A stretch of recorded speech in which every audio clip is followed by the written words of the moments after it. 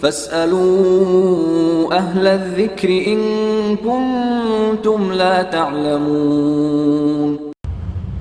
گزشتہ خطبات سے آپ نبی علیہ الصلاۃ والسلام کی ذات بابرکات اور سیرت کے بارے میں سماعت فرما رہے ہیں۔ نبی علیہ الصلاۃ والسلام کا فرمان ہے الکفر ملۃ واحدہ، جو کفر ہے وہ اسلام کے مقابلہ میں ایک ہی دین ہے۔ یہودی ہوں، عیسائی ہوں یا ہندو ہوں، اسلام اور مسلمانوں کے مقابلہ میں یہ سب صف آ رہا ہیں اور سب ایک ہے۔ موجودہ فلسطین کی لڑائی نے بھی یہ بات بالکل واضح کر دی ہے۔ اب پوری دنیا کا جو کفر ہے وہ یہ چاہتا ہے کہ وہ ہمیں دین اسلام سے دور کر دے۔ اللہ تعالیٰ نے قرآن مجید میں یہ بات ارشاد فرمائی ہے وَلَن تَرْضَ عَنكَ الْيَهُودُ وَلَا النَّصَارَىٰ حَتَّىٰ تَتَّبِعَ مِلَّتَهُمْ۔ اے میرے پیارے نبی، آپ سے یہودی اور عیسائی ہرگز راضی نہیں ہو سکتے حتیٰ کہ آپ پورے کے پورے ان کے دین کے اندر داخل ہو جائیں۔ اب کافروں نے اپنے وسائل استعمال کر کے سب سے پہلے ہم سے جو ریاستی دین ہے وہ چھینا ہے۔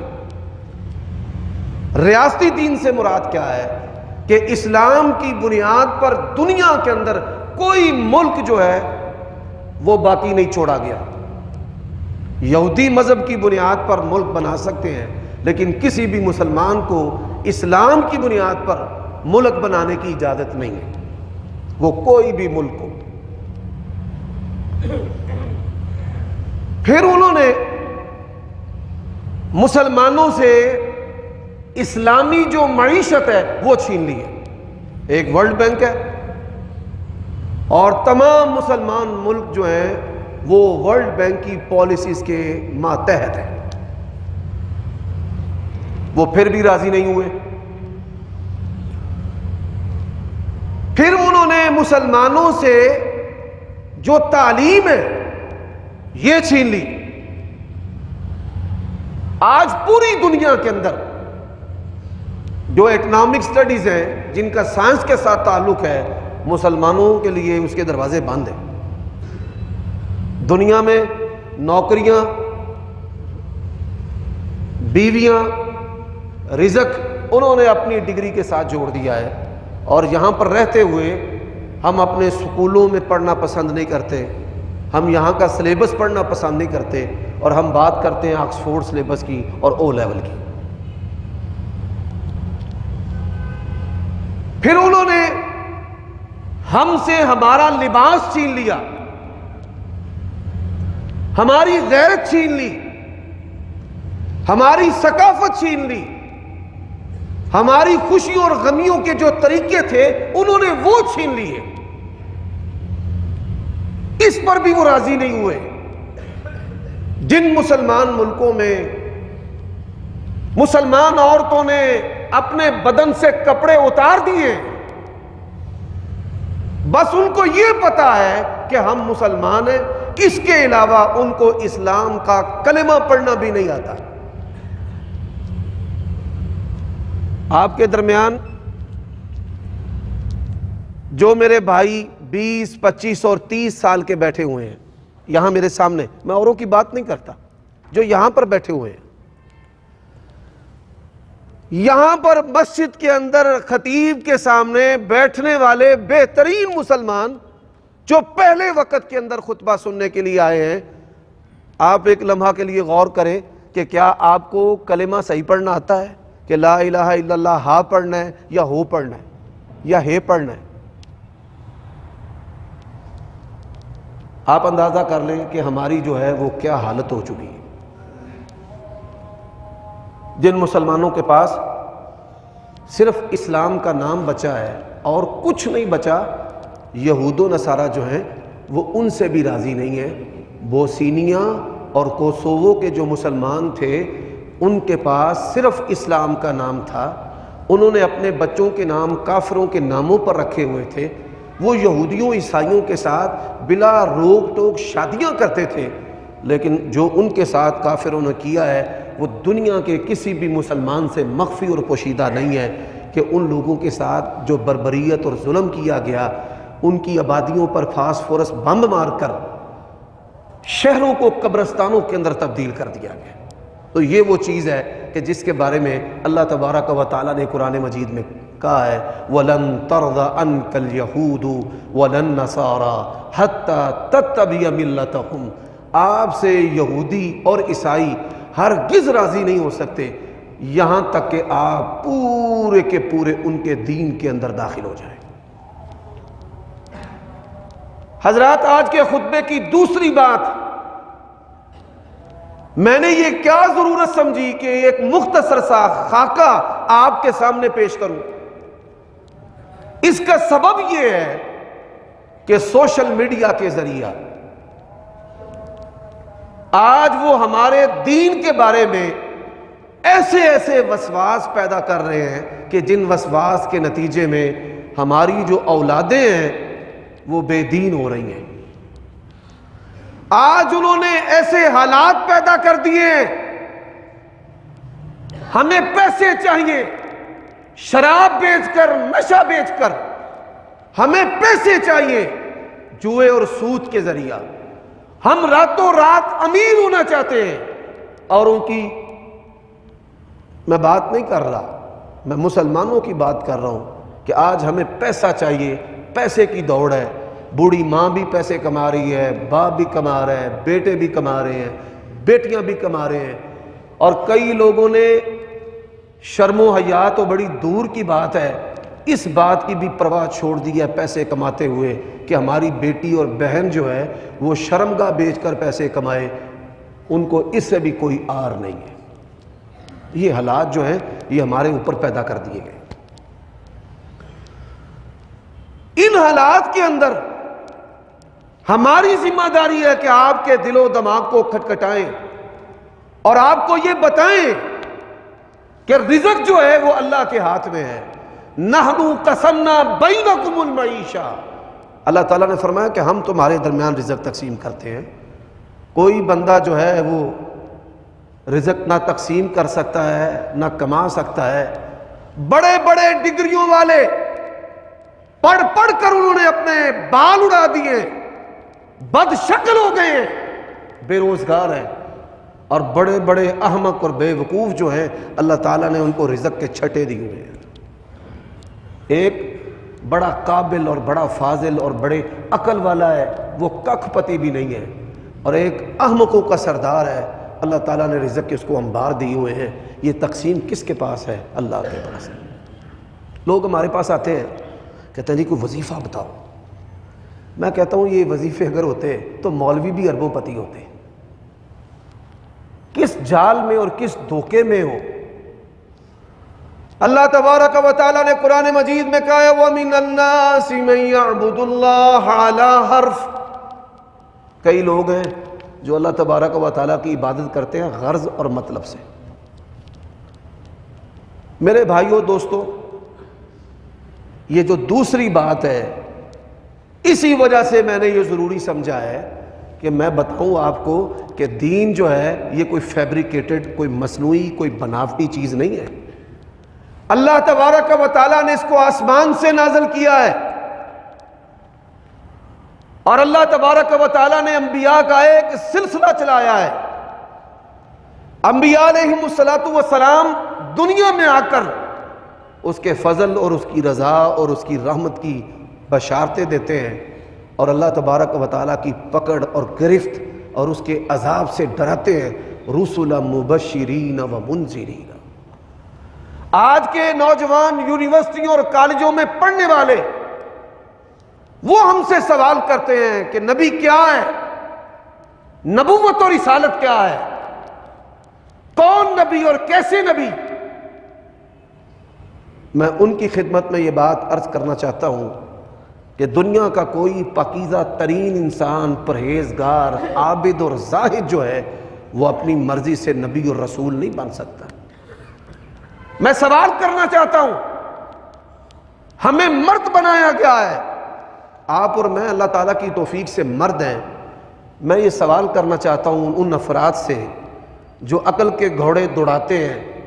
عقل کے گھوڑے منفی کاموں میں اور چیزوں میں نہیں دوڑانے چاہیے۔ دین اسلام واحد دین ہے کہ جس نے کہا ہے افلا ينظرون الى الابل كيف خلقت، نظر کا استعمال کیوں نہیں کرتے؟ افلا تبصرون، بصیرت کا استعمال کیوں نہیں کرتے؟ افلا تعقلون، عقل کا استعمال کیوں نہیں کرتے؟ یہ سارے درجات الگ ہیں۔ دیکھنا الگ چیز ہے، بصیرت الگ چیز ہے، عقل الگ چیز ہے۔ پھر اللہ تبارک و تعالیٰ نے کہا ہے تم شعور کا استعمال کیوں نہیں کرتے؟ کس لیے؟ کہ اس کائنات کو کوئی بنانے والا اور چلانے والا ہے، اور انسانوں کے مختلف مزاج ہیں، ان کو ایک امت بنانا، ان کے مزاج کے مطابق ان کی رہنمائی کرنا، اور رہنمائی کے لیے ان میں سے افراد کو چننا اور منتخب کرنا۔ اللہ یستفی من الملائکۃ رسلا ومن الناس، یہ انتخاب کون کرتا ہے؟ اللہ تعالیٰ کرتا ہے۔ آپ ان سے سوال کریں کہ اللہ نے آپ کو عورت کیوں نہیں بنایا، جانور کتا اور سور کیوں نہیں بنایا؟ یہ اللہ کی مرضی ہے کہ اللہ تبارک و تعالیٰ نے ہمیں مرد بنایا ہے۔ ہم نے تو اللہ تعالیٰ سے اپنا وجود مانگا ہی نہیں ہے، نہ اللہ سے اپنی جنس مانگی ہے، نہ اللہ تبارک و تعالیٰ سے اپنی روزی مانگی ہے۔ ان ساری چیزوں کا انتظام اور یہ ساری چیزیں کس کے ہاتھ میں ہیں؟ اللہ کے ہاتھ میں۔ تو اللہ تبارک و تعالیٰ جس کو چاہتا ہے نبی بناتا ہے، اور نبی کس کو بناتا ہے؟ حضرت عبداللہ ابن مسعود رضی اللہ تعالیٰ عنہ نے بڑی پیاری بات کہی، ان اللہ تعالی نظر الی قلوب العباد، اللہ تعالیٰ نے اپنے تمام بندوں کے، تمام انسانوں کے دلوں کو دیکھا ہے۔ یہ وہ دل ہے نا جس کے بارے میں رسول اللہ صلی اللہ علیہ وسلم نے فرمایا ہے جسم کے اندر ایک لوتھڑا ہے، اگر وہ ٹھیک ہے تو پورا بدن ٹھیک ہے۔ الا وہی القلب، وہ دل ہے۔ حضرات، آپ صلی اللہ علیہ وآلہ وسلم کی سچائی کو اگر کسی نے سمجھنا ہو، وہ اس حدیث سے سمجھ سکتا ہے۔ ڈاکٹر بھی بیٹھے ہیں یہاں پر، ہدایت کے لیے بھی دل مرکز ہے، اور جسمانی طور پر بھی انسان کے بدن کے اندر جو اعضائے رئیسہ ہیں، وہ دماغ ہے، وہ جگر ہے، وہ دل ہے۔ ان اعضائے رئیسہ کا سردار بھی دل ہے۔ اگر یہ ٹھیک ہے تو باقی اعضاء ٹھیک کام کریں گے، اور اگر یہ ٹھیک نہیں ہے باقی اعضاء اور بدن جو ہیں انہوں نے بھی ٹھیک کام نہیں کرنا۔ میرے بھائیوں دوستو، اللہ تعالیٰ نے بندوں کے دلوں کو دیکھا، سب سے پاکیزہ جن کے دل تھے نا، اللہ نے ان کو نبی بنایا ہے۔ پاکیزہ دل کون ہوتا ہے؟ جو شہوت کے فتنے سے متخلی اور بری ہوتا ہے۔ نبی علیہ الصلوۃ والسلام، آپ سمیت تمام انبیاء علیہ الصلوۃ والسلام زنا، فواحش، بدکاری اور اس کی جتنی بھی اقسام ہیں، وہ ان تمام چیزوں سے بالا، اعلیٰ، بری اور پاکیزہ تھے۔ اور یہ چھوٹی بات نہیں ہے، بہت بڑی بات ہے۔ اس کو سمجھنا ہے تو میں مثال دیتا ہوں۔ ہم جتنے مذہبی لوگ ہوتے ہیں نا، لوگ ہماری باتیں سنتے ہیں، دل کھولتے ہیں، اور پھر اسی منصب سے فتنہ جو ہے وہ جنسی اور فواحش کا پیری مریدی کی صورت میں اور نکاحوں کی صورت میں، یہ کسی سے بھی ڈھکا اور چھپا ہوا نہیں ہے۔ کہ عورتیں ہمارے پاس کام کروانے بھی آ جاتی ہیں، پھونکے مروانے بھی آ جاتی ہیں، فیض لینے بھی آ جاتی ہیں، وظیفہ لینے بھی آ جاتی ہیں، مسئلے پوچھنے بھی آ جاتی ہیں، اور پھر مسئلے پوچھتے پوچھتے جو کچھ ہوتا ہے وہ سبھی کو پتہ ہے۔ آج اگر کوئی مولوی اور پیر خوبصورت اور حسن و جمال والا ہے، اس کا بچنا جو ہے لامحال ہے۔ بچتا وہ یہ رسول اللہ نے فرمایا ہے جس کو اللہ بچائے، والمعصوم من عصمہ اللہ، جس کو اللہ بچاتا ہے۔ نبی علیہ الصلوۃ والسلام کے حسن و جمال میں اور عام انسانوں کے حسن و جمال میں فرق کیا ہے؟ آپ کی خوبصورتی کو دیکھ کر کسی کو شہوت پیدا نہیں ہوئی. آپ کی خوبصورتی جو ہے وہ للہیت، تقوی، ایمان، زہد، آخرت کی فکر پیدا کرتی ہے. اور آپ کی خوبصورتی کو دیکھ کر دنیا نے کلمہ پڑھا ہے، اور آپ کی خوبصورتی کو دیکھ کر دنیا کہنے پر مجبور ہوئی ہے کہ یہ چہرہ جو ہے یہ کسی جھوٹے کا چہرہ نہیں. وہ نبی علیہ الصلوۃ والسلام کی شخصیت ہے، آپ کو پتہ ہی نہیں ہے. سود کھانے کی وجہ سے دل مردہ ہے، اپنے نبی کے بارے میں شکوک و شبہات پیدا ہوتے ہیں. شرابیں اور حرام کرنے اور کھانے اور پینے کی وجہ سے اللہ تعالیٰ اور اس کے رسول کے بارے میں دماغ اور دل کے اندر شکوک و شبہات پیدا ہوتے ہیں. انبیاء علیہ الصلوۃ والسلام کون ہوتے ہیں؟ جو لوگوں کے مالوں سے بے نیاز ہوتے ہیں. لوگوں کے مالوں سے بے نیاز، یہ کوئی چھوٹی بات نہیں ہے، بہت بڑی بات ہے.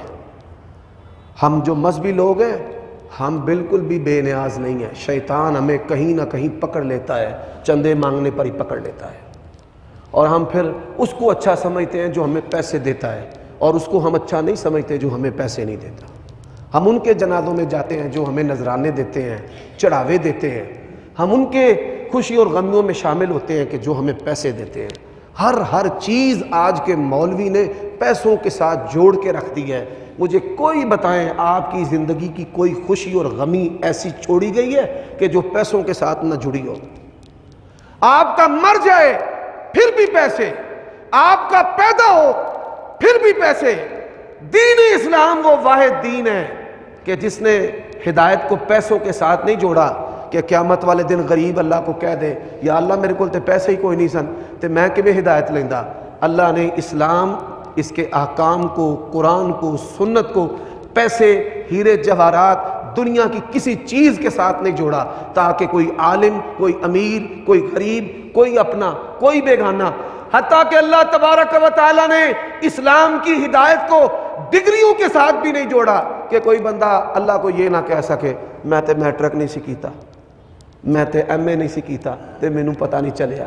اللہ نے کہا یہ ہدی للعالمین ہے، یہ تمام انسانوں کے لیے ہدایت ہے. نہ اللہ نے اس کو ڈگری کے ساتھ جوڑا ہے، نہ اللہ تعالیٰ نے اس کو پیسے کے ساتھ جوڑا ہے. یہ اسلام کی سچائی ہے. حضرات، میں سوال کرنا چاہتا ہوں ایسے محققین سے، پروفیسروں سے، ماسٹروں سے، دانشوروں سے، ڈگریوں کے جو حامل ہیں ان سے، کس طرح سینکڑوں سال پہلے حضرت عیسیٰ کی کتاب کے اندر رسول اللہ کی بشارت ہے، کس طرح ہزاروں سال پہلے تورات کے اندر رسول اللہ کی بشارت ہے، کس طرح صحف ابراہیم کے اندر ربنا وابعث فیہم رسولا. حضرت ابراہیم علیہ السلام کے صحیفوں میں نبی علیہ السلام کی بشارت جو ہے وہ کس طرح آ گئی ہے؟ سوال کرنا چاہتا ہوں. اب نبی علیہ السلام، ہمیں آپ کی کون کسی سنتیں یاد ہے؟ میٹھا کھانا سنت ہے، اور اتنے ہی ہم اہل سنت ہیں. بس اس سے بڑھ کر ہم اہل سنت نہیں ہیں. آپ میں سے کسی بڑے علم والے کو اگر یہ پوچھا جائے نبی علیہ السلام کے لباس آپ کا صرف ایک جوڑا جو ہے اس کے بارے میں بتا وہ کیسا تھا. جب میں لوگوں کو بتاتا ہوں کہ یہ جو عربی لباس پہنتے ہیں ثوب، یہ نبی علیہ السلام نے ساری زندگی نہیں پہنا، وہ حیران ہوتے ہیں. اچھا، نبی علیہ السلام نے ساری زندگی نہیں پہنا؟ میں لوگوں سے پوچھتا ہوں، آج لوگ جو ہیں انگریزوں کے بنائے ہوئے بٹن اور چائنا کے بٹن لگاتے ہیں. میں جب لوگوں سے پوچھتا ہوں بتاؤ نبی علیہ السلام کے بٹن جو ہیں وہ کس چیز کے بنے ہوئے تھے؟ کوئی بندہ چاندی کے لگائے ایسے ایسے دکھاتا ہے، کوئی بندہ سونے کے ڈال لے، سسرال والے دیتے ہیں وہ بھی دکھاتا ہے دوستوں کو میرے سسرال نے مجھے سٹڈ. لیکن آپ کو یہ نہیں پتا کہ ہمارے پیارے نبی آپ جب اختیار فرماتے فیشن، ہر وہ حرکت، ہر وہ چیز نبی علیہ السلام نے جو کی ہے وہ ہمارے لیے دستور ہے، وہ فیشن ہے. نبی علیہ السلام آپ کے بٹن جو ہیں وہ ریشم سے، آپ کے جبے پر کڑھائی ہوتی تھی، آپ قمیض پہنتے تھے، آپ نے ساری زندگی تہمت باندھا ہے. ہمارے ٹپیکلی پنجاب کے اندر جو لباس پہنا جاتا ہے، جو دیہاتی لباس ہے، ساری زندگی رسول کریم صلی اللہ علیہ وآلہ وسلم نے، آپ نے قمیض پہنی ہے گھٹنوں تک، نبی علیہ السلام کی گھٹنوں سے کچھ نیچے قمیض ہوا کرتی تھی، اور ساری زندگی نبی علیہ السلام نے تہمند باندھا ہے۔ آپ صلی اللہ علیہ وآلہ وسلم کو سلوار بڑی پسند تھی، بڑی پسند، آپ کا جی چاہتا تھا کہ سلوار میرے لیے بنوائی جائے۔ سیدہ عائشہ رضی اللہ تعالی عنہا کہتی ہیں سلوار جو ہے وہ بنوائی گئی، لیکن اللہ تعالیٰ کی شان کہ نبی علیہ الصلوۃ والسلام وہ لباس سلوار پہننے سے پہلے ہی اللہ تعالیٰ کی بارگاہ میں پیش ہو گئے، دنیا سے چلے گئے۔ تو یہ چند جملے میرے کہنے کا مقصد یہ ہے کہ آپ اس چیز کو جانیں، ہمارے پیارے نبی کا لباس کیسا تھا، ہم ویسا لباس پہنیں۔ نبی علیہ الصلوۃ والسلام کے بٹن کیسے تھے، ہم ویسے بٹن لگوائیں۔ حضرات نبی علیہ الصلوۃ والسلام آپ کے چہرے کا حسن و جمال کیسا تھا؟ صحابہ کرام آپس میں مذاکرہ کرتے تھے، ہم یہ آئینہ پکڑتے ہیں نا، آئینہ دھوپ میں رکھتے ہیں تو وہ لشکار نکلتا ہے، تو وہ آنکھوں پر پڑتا ہے، آنکھیں اس کو برداشت نہیں کر سکتی، اسے ہم عکس کہتے ہیں دھوپ کا۔ بعض نے کہا نبی علیہ الصلوۃ والسلام کا جو چہرہ ہے وہ اس چمکار کی طرح ہے کہ جس پر آپ کے چہرے پر آنکھیں ٹھہر نہیں سکتی۔ اس نے کہا نہیں، یہ چمکار تو تکلیف دیتا ہے، نبی علیہ الصلوۃ والسلام کا جو چہرہ ہے نا وہ چاند کی طرح ہے، آپ کا حسن و جمال۔ وہ پنجابی ہماری جو پنجابی زبان ہے نا، اردو تو بنی ہے بعد میں، یہ 300 سال، اردو جو ہے وہ لشکر کو کہتے ہیں۔ موجودہ جو اردو زبان ہے اس کے اندر 28-30 زبانوں کے الفاظ ہیں، جب یہ زبان بنی تو تب اس میں 6 زبانوں کے الفاظ تھے، عربی کے، فارسی کے، سنسکرت کے، پنجابی کے، ہندی کے، یہ الفاظ تھے اس کے اندر، اور ترکی کے بھی۔ چھٹی جو زبان ہے وہ ترک زبان ہماری اردو کے اندر شامل ہے۔ حضرات جو ہماری مادری زبان ہے یہ پنجابی، یہ بڑی فصیح زبان ہے۔ عربی کے بڑے سارے الفاظ ایسے ہیں کہ جن کا ترجمہ اردو میں نہیں ہو سکتا لیکن پنجابی میں ہو سکتا ہے۔ مثال میں دیتا ہوں، عربی زبان کا ایک لفظ ہے ذل، نبی علیہ الصلوۃ والسلام کا سایہ، یہیں پر مولویوں میں لڑائی شروع ہو گئی، سایہ تو سیاہ سے مشتق ہے، سیاہ کی نسبت رسول اللہ کی طرف نہیں کی جا سکتی، اسی نہیں مانتے نبی علیہ السلام دا سایہ، لیکن پنجابی زبان کے اندر ایک لفظ ہے بالکل کریکٹ، اس کا ترجمہ ہے پرچھاواں، نبی علیہ الصلوۃ والسلام کا پرچھاواں، اور پرچھاویں سے کسی فرقے کو کوئی اختلاف نہیں۔ حضرات ایک پنجابی کے شاعر نے پھر کہا، روایت کرندہ ہے جابر سہانا، میں کراتی ڈٹھا محمد پیارا، چنوں سی چودوی تے کوئی ستارہ، میں دوواں نو ویکھاں دوبارہ، خدا دی قسم چن مدم نظر آیا، محمد صلی اللہ علیہ وسلم دا چہرہ ود نظر آیا۔ پھر کہنے والے نے کہا کہ نہیں، آپ کا چہرہ چاند کی طرح نہیں ہے، چاند پر 14ویں رات کا چاند ہو داغ نظر آتے ہیں، نبی علیہ السلام کے چہرے پر داغ نہیں ہے، آپ کا چہرہ جو ہے وہ سورج کی طرح ہے۔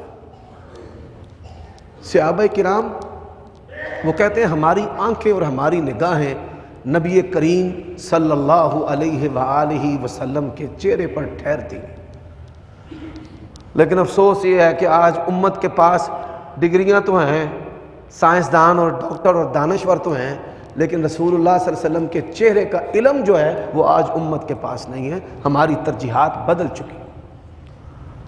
حضرات گزشتہ خطبہ جمعہ میں جہاں میں نے بات ختم کی، اب وہ بات میں آپ کے سامنے مکمل کرنا چاہتا ہوں۔ نبی علیہ الصلوۃ والسلام کا جو بدن مبارک ہے یہ بھی اللہ تبارک و تعالیٰ کی نشانیوں میں سے نشانی، سب سے بڑا جو معجزہ ہے اسلام کا وہ نبی علیہ الصلوۃ والسلام کا وجود اقدس ہے۔ اسلام کی سب سے بڑی دلیل جو ہے وہ نبی علیہ الصلوۃ والسلام کا وجود اطہر ہے۔ حضرات غزوہ تبوک جو ہے 3000 کا لشکر تھا، اور تبوک جو ہے وہ مدینہ سے 550 کلومیٹر کی دوری، جون جولائی کا موسم تھا، شدید گرمی تھی۔ عرب کے اندر کھجوروں کا جو پھل ہے وہ گرمی کے موسم میں پکتا ہے۔ جون اور جولائی میں کھجوریں تیار ہو چکی تھی، پھل اترنے والا تھا 2-4 دن میں۔ اللہ کے نبی نے فرمایا چلو کائنات 10,000 مرتبہ تباہ ہو کر دوبارہ بن جائے، 3 مخلص صحابہ کے علاوہ ایک بندہ بھی ایسا نہیں تھا کہ جس کے دماغ کے اندر خیال آیا ہو کہ میرے پھلوں کا کیا بنے گا، پھل پکا ہوا ہے کیا بنے گا۔ وہ سارے کے سارے نبی علیہ السلام کے ساتھ نکل کھڑے ہوئے۔ اچھا جب نکلتے تھے نا ان کو یہ پرواہ بھی نہیں ہوتی تھی ساڑی روٹی دا کی بنے گا۔ آج تنظیمیں، جماعتیں، جلسے، جلوس روٹی دے ہوتے ہی، سیاسی پارٹیاں، ہماری حکومتیں بنتی ٹوٹتیاں روٹی کے اوپر، پوری قوم کا بیڑا غرق کر دیا ہے۔ اشتہاروں پہ نمایاں کر کے لکھتے ہیں کھانے کا بہترین انتظام ہوگا۔ بھائی چھوٹا کی، وڈا کی، امیر کی، غریب کی، اے امت روٹی کھوان والی سی، اس امت نو روٹی کھان دے تے لا کے رکھ دیتا، بیڑا غرق کے رکھ دیتا۔ حضرات صحابہ کرام نے جب خوراک کی قلت کو محسوس کیا، دن دہاڑے تپتے صحرا کے اندر، پتھریلے علاقے کے اندر پانی جو ہے وہ ناپید ہو گیا، نبی علیہ السلام کے پاس آئے، یا رسول اللہ پانی۔ فرمایا تلاش کرو لشکر کے اندر۔ لشکر کے اندر تلاش کیا، سارے مشکیزیں انڈیل کر ایک پانی کا پیالہ جو ہے وہ اکٹھا ہوا۔ صحابہ کرام ایویں فریفتہ نہیں تھے کہ وہ اپنے خون نبی علیہ السلام پر نچھاور کر رہے تھے، وہ اپنی آنکھوں سے دیکھتے تھے۔ نبی علیہ السلام نے پیالے کے اندر جب اپنا دست مبارک رکھا، صحابہ کرام کہتے اللہ کی قسم آپ کی انگلیوں کے درمیان میں سے پانی جوش مار کے چشمے اللہ نے 5 جاری کر دیا۔ حضرت موسیٰ علیہ السلام نے پانی مانگا نا بنی اسرائیل کے لیے، اللہ نے کہا اضرب بعصاک الحجر، پتھر پہ اپنا عصا مار۔ انہوں نے کہا وجہ آسا تے تعجب کس گل دا، پتھراں وچوں پانی نت چلدا، یعنی یہ پتھروں میں سے چشمے نکلتے ہیں۔ وجہ آسا تے تعجب کس گل دا، پتھراں وچوں پانی نت چلدا، 5 انگلاں وچوں نکلیاں 5 نہراں، اے انگلاں نے میرے پیر دیا۔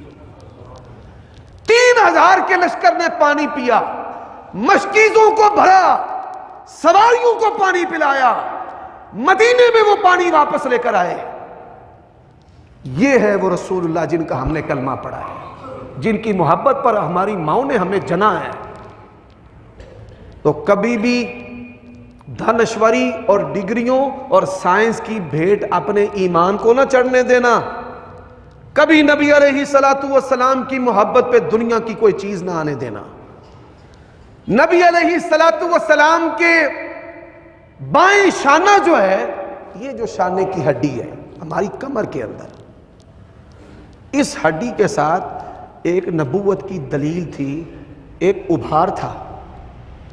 میں گلٹی کا لفظ نہیں بولنا چاہتا، یہ لفظ ہمارے ہاں نہ آپ نے کبھی بولنا ہے۔ ابھار تھا رسول اللہ صلی اللہ علیہ وسلم کے وجود اقدس میں، اس کے اوپر تل، حدیث میں آتا ہے جیسے کبوتری کا انڈا ہے نا، اس انڈے کے برابر جو ہے نا ادھر کوئی چیز تھی۔ یہ کوئی معمولی چیز نہیں ہے۔ اللہ کے نبی علیہ السلام فرماتے ہیں علماء، دلیل مانگنے والے، سند کا مطالبہ کرنے والے، تم بھی سن لینا، یہ مسلم شریف کی حدیث ہے۔ اللہ کے نبی علیہ السلام فرماتے ہیں واللہ، اللہ کی قسم ہے، انی لأراکم من وراء الظہر، جس طرح اللہ تعالیٰ نبی علیہ السلام کو آنکھوں سے دکھاتا تھا، یہاں سے نبی علیہ السلام اپنے پیچھے سے دیکھتے تھے۔ فرمایا اللہ کی قسم ہے انی لأراکم من وراء الظہر، میں اپنی پشت سے بھی تم کو دیکھتا ہوں۔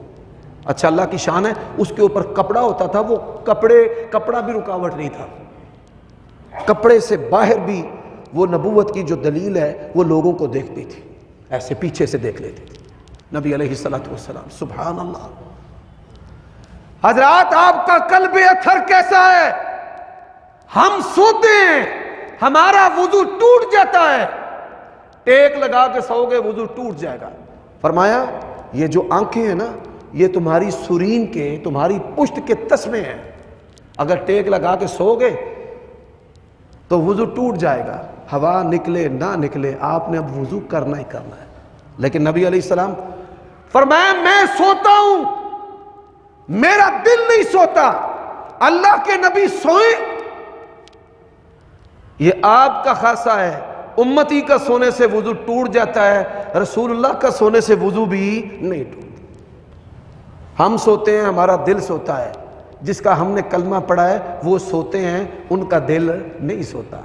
وہ کنیکشن ہی ایسا ہے، اِنَّهُ نَزَّلَهُ عَلَىٰ قَلْبِكَ، 24 گھنٹوں میں جب مرضی اللہ کا پیغام اس دل پر آ جائے، وہ دل کیسے غافل ہو سکتا ہے؟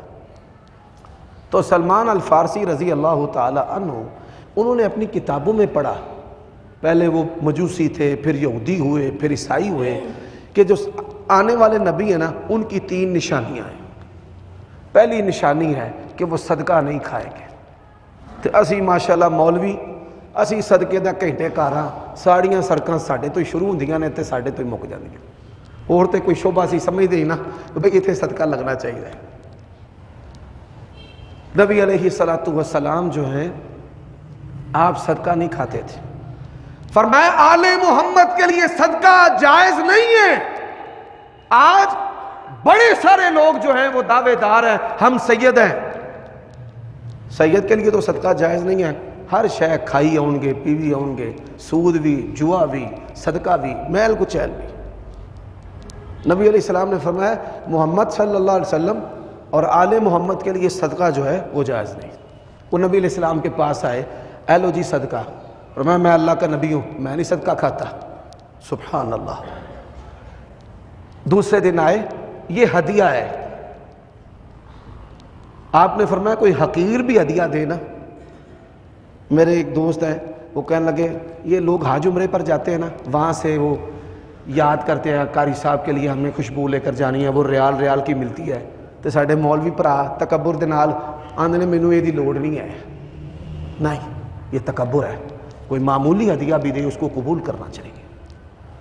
آپ نہیں بھی استعمال کرتے پھر بھی دل رکھ لے اس کا، یہ نبی علیہ الصلوۃ والسلام کی سنت ہے، یہ تکبر کا علاج ہے۔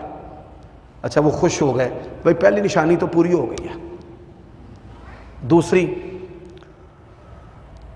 نشانی انہوں نے یہ پڑھی تھی کہ آپ صلی اللہ علیہ وسلم کی کمر کے اندر جو ہے نا وہ کبوتری کے انڈے کے برابر ایک ابھار ہے، یہ سچے نبی کی نشانی ہے، یہ سابقہ کتابوں کے اندر رسول اللہ کی علامت ہے۔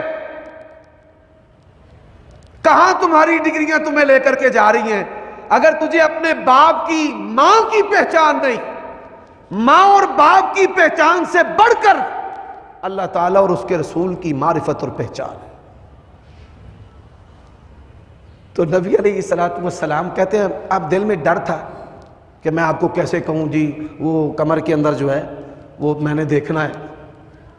فرماتے فلما ولیت دعانی رسول اللہ صلی اللہ علیہ وسلم بسمی، میرے نام کا تو رسول اللہ کو پتہ ہی نہیں تھا، پہلی تو جی میں آیا تھا تعارف تے حالے ہویا ہی نہیں سی۔ جب میں مڑا جانے کے لیے رسول اللہ نے میرا نام لے کر مجھے پکارا، سلمان ادھر آؤ، ٹھمبر گیا، جنہوں پنجابی چ آندے نا بھائی بندہ ٹھمبر گیا۔ فرماتے ہیں میں تو حیران ہو گیا، آپ نے فرمایا ادھر آ، میری کمر کے پیچھے آ، کپڑے کو نیچے کر، اور میں نے نبی علیہ السلام کی وہ نشانی دیکھی جو سابقہ کتابوں کے اندر تھی، تو مجھ سے رہا نہ گیا، میں نے اس کو چومنا شروع کر دیا۔ ہمارے نبی وہ نبی ہیں کہ سابقہ کتابوں نے، انبیاء نے آپ کے نام کی، اوصاف کی، جغرافیے کی، آپ کی عادات کی، آپ کی جماعت کی خبر دی ہے۔ اپنے نبی کے بارے میں کبھی دھوکہ نہ کھانا، کبھی کسی دجال جو ہے اس کے فتنے اور اس کے شبہ کا شکار نہ ہونا۔